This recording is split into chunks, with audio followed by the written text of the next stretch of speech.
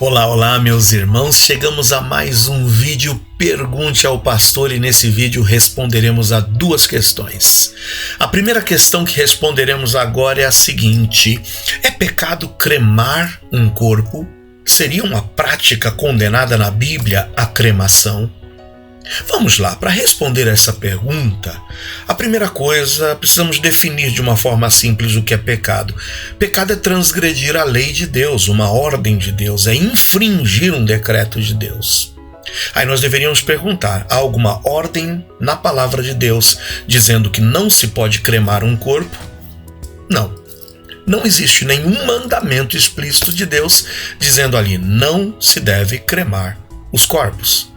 Porque se houvesse esse mandamento e nós cremássemos, nós estaríamos pecando. Mas também eu já quero te dizer que não há nenhuma instrução na Bíblia acerca do que deve se fazer com os corpos dos mortos. Como deve ser despojado esse corpo de um ente querido nosso que morreu. O que nós encontramos em linhas gerais na Bíblia é que a prática dos povos em que nós encontramos na Bíblia, isso inclui o povo de Israel, a prática mais comum era de sepultamento do corpo. E nós vemos corpos sendo sepultados, o caso de Abraão, que compra lá aquele terreno de Macpela para que sua esposa, amada Sarai, pudesse ser sepultada. Mas nós vemos também sepultamentos em cavernas. É o caso de Lázaro.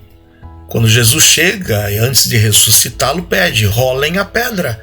A pedra foi rolada e disse a Lázaro, sai para fora. O próprio Senhor Jesus, ele é sepultado num túmulo emprestado por José de Arimateia. E o fato da ressurreição de Cristo nos é relatado através da pedra que é rolada e Jesus que sai daquele sepulcro. Mas nós encontramos também um evento interessante. Quando nós lemos o primeiro livro de Samuel, aquela guerra que trouxe a morte de Saul naquela batalha contra os filisteus, fez com que os filisteus então decapitassem a Saul. Saul e seus filhos morrem nessa batalha e os moradores de Gileade o que fazem? Caminham durante muito tempo para que pudessem recolher os restos mortais, os corpos de Saul e de seus filhos. E o que eles fazem? Queimam aqueles corpos, recolhem os ossos e sepultam esses ossos em uma sepultura. Então nós temos várias práticas citadas na Bíblia, e a Bíblia não dá uma instrução clara acerca de como deve ser o despojamento dos corpos dos mortos, e a Bíblia também não proíbe nenhum tipo de prática. É claro que quando a gente olha de corpos queimados, a gente se lembra de algumas práticas pagãs, relatadas no Antigo Testamento, mas inclusive de pessoas sendo queimadas vivas. Mas eu queria dizer para vocês, alguns questionam a cremação como sendo um fato impeditivo à ressurreição dos mortos. Quando lá na primeira carta que Paulo escreveu aos Tessalonicenses, no capítulo 4, ele diz que diante da última trombeta, essa trombeta quando for soada, os mortos ressuscitarão primeiro. E alguns dizem, nós não podemos cremar, porque os corpos teriam que estar ali para serem ressuscitados. Só que nós nos esquecemos que a cremação simplesmente adianta o processo de que o corpo humano volte ao pó, porque o que restarão são cinzas. Mas nós não podemos nos esquecer que também mesmo num processo de sepultamento, a decomposição virá e também, depois de alguns anos, aqueles ossos também se dissolverão e se tornarão pó. Se nós hoje perguntássemos em que estado estaria o corpo do apóstolo Paulo, do apóstolo Pedro, do apóstolo João, hoje seguramente são pó. E no dia da ressurreição, pode estar certo que não há impedimento para que o poder de Deus recolha todo esse pó e transforme esse pó em um corpo glorificado. O que diríamos daqueles que desapareceram através de um naufrágio em alto mar e nunca tiveram seus corpos recolhidos para que pudessem ter sido sepultados? O que dizer daqueles que morreram, por exemplo, diante de um grande incêndio? Então nós não devemos limitar o poder de Deus. Eu diria para você que esse caso de se cremar ou sepultar é algo que nós temos que lidar com a liberdade cristã. Então, Tiago já nos diz: se alguém tem falta de sabedoria, peça a Deus, que a todos dá liberalmente sem lançar em rosto. Peça sabedoria a Deus, ore a Deus, peça que a paz de Deus, que excede todo o entendimento, guarde o teu coração e com paz no coração, tome a decisão que você acha que deve ser tomada, sabendo que a Bíblia não condena e a Bíblia nem tampouco orienta qual a forma correta. Então, com a liberdade cristã, ore a Deus e tome a sua decisão. A segunda pergunta que nos chegou é acerca das pessoas que morrem sem nunca ter ouvido falar de Cristo. Serão salvas ou não? A primeira coisa para responder essa pergunta é dizer o que precisa o homem fazer para ser salvo. E eu gostaria muito de trazer à sua memória a pergunta feita pelo carcereiro de Filipos: Senhores, que é necessário que eu faça para ser salvo? E a resposta de Paulo é simples: crê no Senhor Jesus e será salvo. Jesus Cristo é essencial para a salvação do ser humano. Quando nós examinamos todo o Novo Testamento, não há salvação fora de Jesus. Eu diria para vocês, Atos 4,12, em nenhum outro há salvação, porque debaixo do céu nenhum outro nome há dado entre os homens pelo qual importa que sejamos salvos. Se nós pegássemos o texto em que Paulo escreve a Timóteo, ele diz: há um só Deus e um só mediador entre Deus e os homens, Jesus Cristo o homem. Se nós olhássemos para todos os versículos nos evangelhos e que se referem à salvação, só em João 3,16, porque Deus amou o mundo de tal maneira que deu seu Filho unigênito para que todo aquele que nele crer não pereça, mas tenha a vida eterna. O que dizer de João 5,24? Na verdade, te digo que quem ouve a minha palavra e crê naquele que me enviou tem a vida eterna. Jamais entrará em condenação, porque passou da morte para a vida. O que dizer de Romanos 10, 9 a 13? A saber, se com a tua boca confessares ao Senhor Jesus e em teu coração creres que Deus o ressuscitou dentre os mortos, serás salvo. Visto que com o coração se crê para a justiça e com a boca se faz confissão para a salvação. E ele conclui no versículo 13 dizendo: todo aquele que invocar o nome do Senhor será salvo. Não há dúvidas de que só há salvação em Jesus. Tanto que nos foi deixada uma ordem explícita pelo próprio Mestre. Lá em Marcos 16,15 está escrito: ide por todo o mundo e pregai o evangelho a toda criatura. Em Mateus 28, 18 a 20 diz o seguinte: é-me dado todo o poder no céu e na terra, portanto ide, fazei discípulos de todas as nações, batizando-os em nome do Pai, do Filho e do Espírito Santo, ensinando-os a guardar todas as coisas que eu vos tenho ordenado, e eis que eu estou convosco todos os dias até a consumação dos séculos. Não há salvação fora de Jesus. No entanto, eu queria que você prestasse atenção em algo.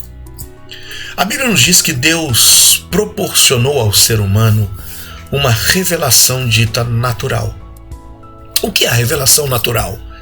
Quando nós lemos o Salmo 19, lá está escrito que os céus declaram a glória de Deus e o firmamento anuncia as obras das suas mãos.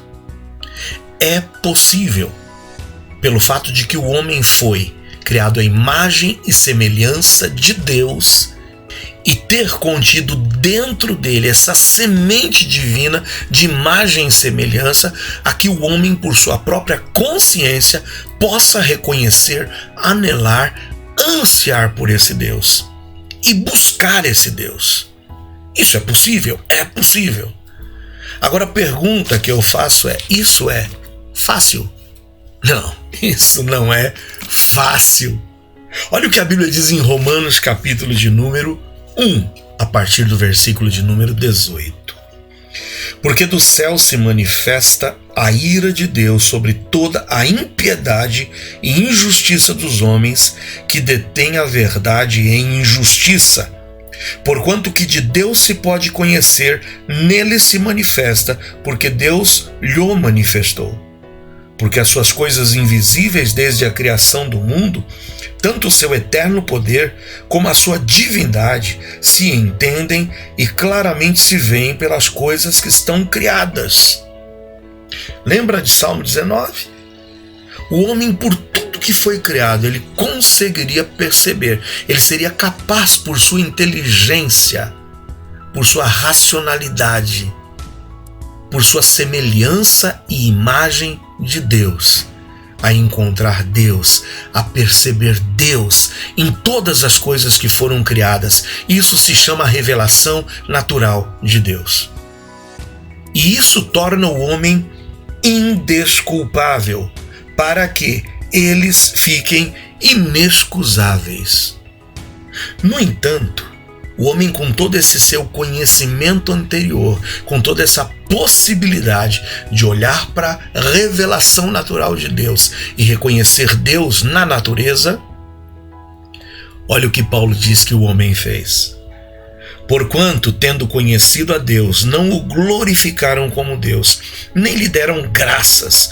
Antes, em seus discursos se desvaneceram e o seu coração insensato se obscureceu. Dizendo-se sábios, tornaram-se loucos. Aí Paulo complementa todo esse ensinamento no capítulo 2, a partir do versículo 11. Porque para com Deus não há acepção de pessoas, porque todos os que sem lei pecaram, sem lei também perecerão. E todos os que sob a lei pecaram, pela lei serão julgados. Veja, presta atenção. Todos os que sem lei pecaram, sem lei também perecerão. Perecerão.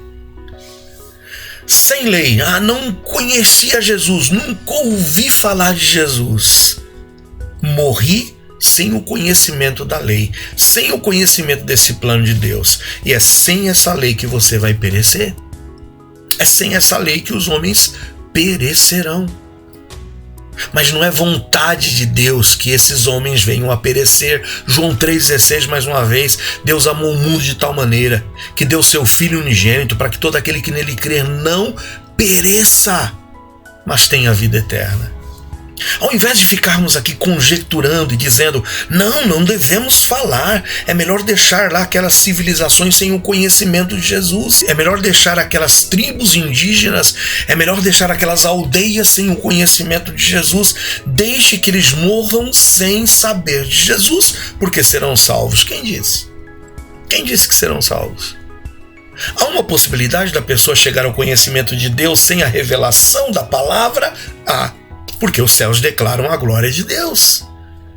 Porque todas as coisas que foram criadas anunciam e remetem ao Criador. No entanto, o que a Bíblia diz? Que o homem, mesmo com esse conhecimento, o homem mesmo com essa visão, o homem mesmo observando a criação, o que o homem faz? Adora a criatura ao invés de adorar ao Criador. Sabe o que eu acho que nós deveríamos fazer ao invés de ficarmos tentando nos desviar do nosso mandamento e da nossa comissão? É a gente se embrenhar cada vez mais em cumprir o mandamento que Jesus deixou para a gente. O que é mais fácil? Alguém que nunca ouviu falar da palavra de Deus, alguém que nunca ouviu falar de Deus, alguém que nunca ouviu falar de Jesus, através da revelação natural, chegar ao conhecimento dessa verdade? Ou é mais fácil nós que já temos essa verdade escrita e a revelação especial de Deus, chegarmos até essas pessoas e apresentarmos para eles a mensagem de salvação para que eles possam crer? O que é mais fácil?